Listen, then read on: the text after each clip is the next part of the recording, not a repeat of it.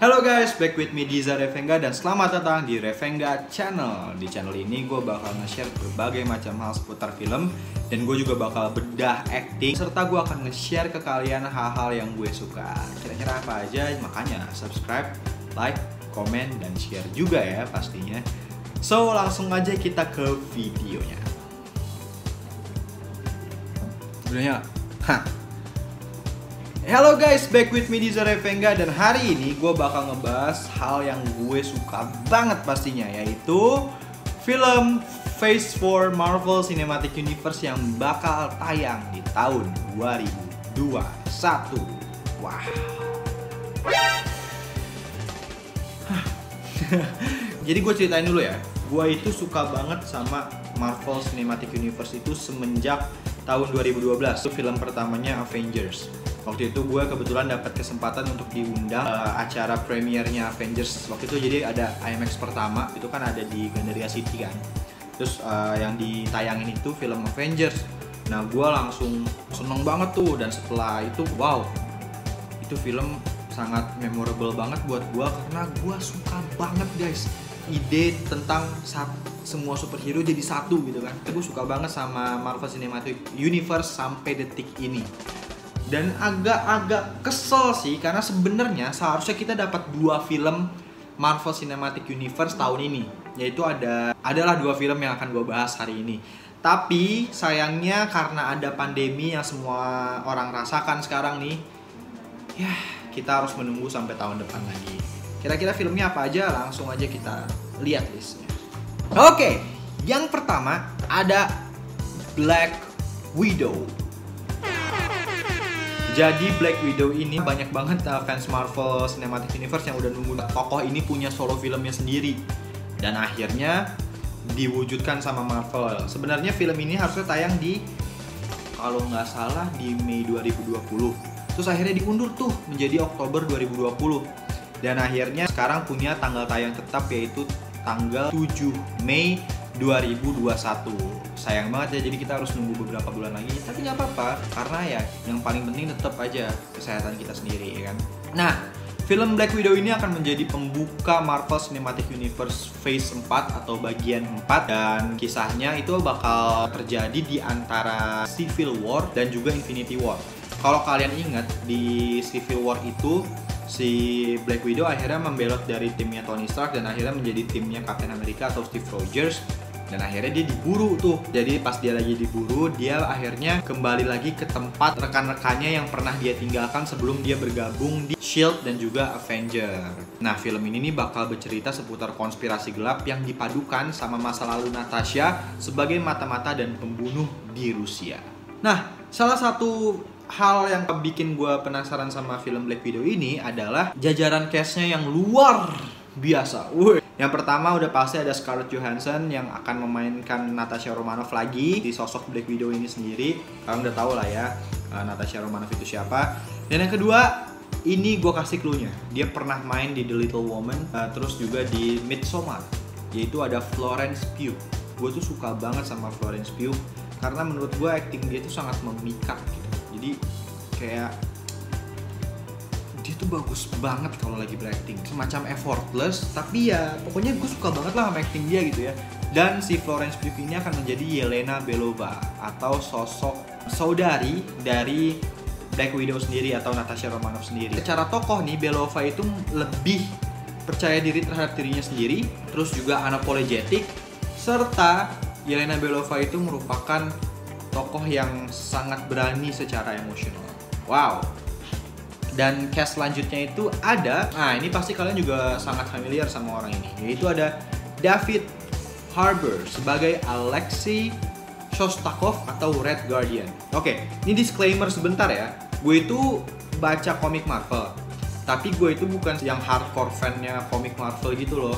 Cuman beberapa yang gue suka aja yang gue baca. Nah, gue nggak tahu menau banget soal karakter-karakter ini. Tapi setelah gue baca, jadi Alexei Shostakov yang diperankan oleh David Harbour ini adalah sosok Red Guardian. Red Guardian ini merupakan super soldier yang juga seperti Captain America lah istilahnya. Tapi dia versi Rusianya gitu. Dan kalau di film ini si Alexei Shostakov merupakan sosok ayah dari Natasha Romanoff dan juga Yelena Belova. Kalau gue lihat dari trailernya sih karakternya itu kayak sosok yang terlihat seperti banyak kekurangannya, tapi dia kayak sosok seorang ayah lah gitu loh buat Natasha Romanoff dan juga Yelena Belova. Dan selanjutnya ada Rachel Weisz sebagai Melina Vostokov, yaitu seorang mata-mata yang dilatih juga di Red Room dan juga seorang sosok ibu untuk Natasha Romanoff dan juga Yelena Belova. Ya ibaratnya kayak gitulah. Dan dia ini juga punya codename Black Widow. Makanya gue penasaran nih, apa sih korelasi antara mereka berempat? Gue nunggu banget sama film ini. Semoga nggak terjadi apa-apa lagi di kedepannya, jadi kita bisa nonton film ini bareng-bareng. So stay tune for Black Widow di 7 Mei 2021 next. Nah, lanjut nih ke film kedua Marvel Cinematic Universe Phase 4 yang akan gue bahas, yaitu ada Shang-Chi The Legend of Ten Rings yang akan dirilis tanggal 9 Juli 2021. Shang-Chi ini bakal menjadi film superhero Asia Marvel pertama yang beberapa waktu lalu itu Marvel pernah mengumumkan bahwa film ini bakal menjadi batu loncatan buat si Shang-Chi untuk dikenalkan kepada halayak. Tuh, jadi kita bakal mengetahui si sosok Shang-Chi ini di film ini pertama kalinya. Dan kalian pasti penasaran kan Shang-Chi itu siapa? Oke, setelah gua menyelidiki sedikit, gua akan menceritakan ke kalian secara garis besar siapa sih Shang-Chi tersebut. Jadi Shang-Chi ini merupakan tokoh yang dibuat Marvel pada tahun 1970-an dan kabarnya terinspirasi dari sang Kung Fu Master Bruce Lee. Dan karakter ini dibuat oleh Jim Starlin dan Steve Englehart. Shang-Chi, ini ceritanya ya, gue ceritain. Pada suatu hari, Oke, jadi ceritanya adalah Shang-Chi ini merupakan anak dari seorang kriminal asal Tiongkok yaitu Fu Manchu. Dan dia dibesarkan oleh sang ayah di provinsi Honan, Tiongkok. Terus ayahnya tuh bilang ke dia bahwa dia itu hanya harus percaya kepada satu orang saja, yaitu ayahnya. Gak boleh percaya sama siapa-siapa lagi selain ayahnya. Terus ya udah, dia dikurung di pulau tersebut dan Shang-Chi tuh dilatih sama ayahnya segala macem. Dan ya udah, awalnya Shang-Chi nggak berpikir apa-apa, dia sangka ayahnya orang yang baik. Sampai suatu ketika nih, si Shang-Chi disuruh membunuh seorang kakek tua yang nggak berdaya, yang nggak punya kekuatan apa-apa. Dan disitulah ia sadar bahwa ayahnya adalah seorang penjahat. Gitu guys. Kekuatannya Shang-Chi ini adalah keahlian kungfunya yang sangat baik, dan juga karena dia rajin bermeditasi nih, dia tuh dengan mudahnya bisa mengetahui kelemahan lawannya. Jadi dia punya konsentrasi yang baik guys. Serta dia juga bisa mengkombinasikan teknik bela diri Tiongkok yang dia punya dengan berbagai senjata. Epic banget. Oke, film ini tuh diumumin pertama kali di San Diego Comic Con beberapa waktu lalu di tahun 2019 dan akan disutradarai oleh Destin Daniel Cretton yang pernah menggarap Short Term 12, The Glass Castle, dan juga Just Mercy. Di Short Term 12 ini nih, si sang sutradara pernah bekerja sama juga sama salah satu aktris yang main di MCU, yaitu Brie Larson, sang Captain Marvel. Tapi nih guys, buat informasi buat kalian, filmnya, film Shang-Chi ini akan sedikit berbeda, tidak seperti yang ada di komik. Lawannya bukan ayahnya, melainkan sosok Mandarin. Nah, kalau kalian ingat nih, Mandarin itu pernah muncul pertama kali di film Iron Man 3. Tapi sosoknya adalah Mandarin yang palsu. Di Shang-Chi ini bakal ada Mandarin yang asli yang akan diperankan oleh Tony Leung. Dan juga Shang-Chi sendiri bakal diperankan oleh Simu Liu. Nah, terus juga nih guys, selain Simu Liu dan juga Tony Leung yang akan bermain sebagai Shang-Chi dan juga Mandarin, ada dua aktris favorit gue yang akan main di sini, yaitu ada Awkwafina dan juga Michelle Yeoh. Aduh, Awkwafina ini salah satu aktris favorit gue karena nama dia tuh lagi melejit banget, dan gue suka banget sama acting dia di Crazy Rich Asians karena dia lucu banget. Tapi ada salah satu film yang gue lupa judulnya apa. Di situ dia main serius dan dia bagus banget di situ. Kalau nggak salah dia mendapatkan penghargaan juga di film itu. Ntar gue akan tulis judulnya di bawah sini ya. Oke, lanjut aja kita ke film selanjutnya. Dan yang selanjutnya ada film The Eternals yang akan tayang di 5 November 2021. Sebenarnya guys, Eternals ini harusnya tayang di 5 November 2020, tapi diundur setahun, pandemi happens, jadi ya kita harus nunggu lagi selama setahun. Tapi gue sangat-sangat penasaran sama film ini karena jajaran cast-nya sebenarnya. Tapi sebelum ke jajaran cast-nya nih, gue akan cerita sedikit doang premisnya karena belum banyak yang bisa kita ketahui dari film ini. Intinya, film Eternals ini berkisah seputar sekelompok ras alien Immortals atau yang bisa hidup selamanya yang diciptakan oleh Celestials untuk menyelamatkan bumi. Kalau ceritanya di film bercerita setelah kejadian yang ada di Endgame, setelah semua Thanos itu terjadi nih. Eternals ini akhirnya memutuskan untuk reuni kembali, bertemu untuk menyelamatkan bumi dari sosok Deviants. Wah, cuma itu doang, dan gue juga belum tahu Deviants itu siapa. Sekali lagi gue bilang bahwa yang bikin gue penasaran banget, jajaran cast yang dipunyain sama Marvel ini nih untuk film ini nih sangat luar biasa guys. Langsung aja ke listnya ya. Yang pertama kita punya Richard Madden yang pernah main di Game of Thrones sebagai Robb Stark dan juga di Cinderella, itu main sebagai Ikaris di sini, seorang Eternals yang sangat kuat atau all powerful. Wow, Richard Madden masuk ke MCU, ya kan? Terus yang kedua ada Kumail Nanjiani sebagai Kingo, seorang Eternals yang punya kekuatan kosmik. Dan di film ini nih menariknya, Kingo ini menjadi artis Bollywood yang populer untuk berbaur di bumi.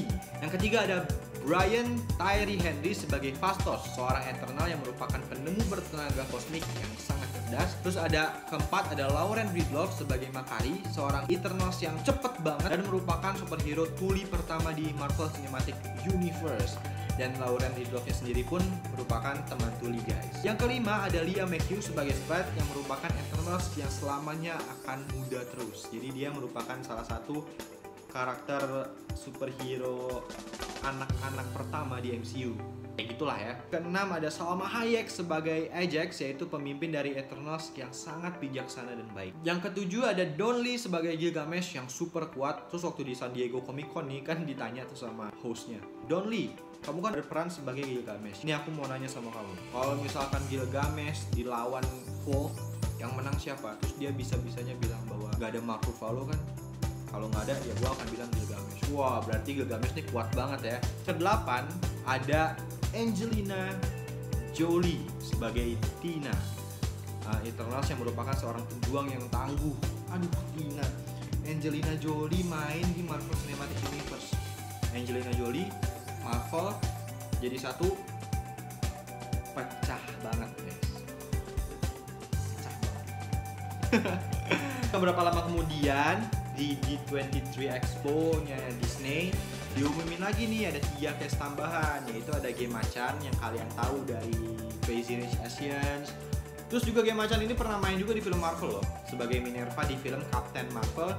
Dia akan berperan di film Eternals ini sebagai Cersei. Terus akan ada Barry Keoghan yang akan menjadi Druig, serta ada Jon Snow. Wah, ada Jon Snow atau bukan Jon Snow, ada siapa namanya, gue jadi lupa. Oh, Kit Harington sebagai Dan Whitman. Nah, Dan Whitman ini kalau di komik tuh sebagai Black Knight sebenarnya. Dia tuh kayak tokoh kesatria gitu loh, kayak superhero juga.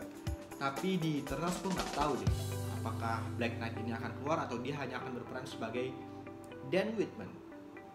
Nggak tahu, kita tunggu aja 5 November 2021 ya. Nah, itu dia 3 film MCU yang bakal tayang di tahun 2021 nantinya. Tapi sebenarnya ada satu film lagi sih di MCU yang bakal tayang di tahun 2021, yaitu ada Spider-Man 3 yang merupakan sambungan dari Spider-Man Far From Home yang akan tayang di 17 Desember 2021. Nah, di tahun 2022-nya nih ada Thor Love and Thunder di 11 Februari dan juga ada Doctor Strange in the Multiverse of Madness di 25 Maret 2022. Ya, kita berdoa aja semoga pandemi ini segera berlalu ya kan. Jadi kita bisa nonton film ini secepatnya gitu guys. Oh ya, kalian lihat nggak ini baju gue? Tuh, ya kan?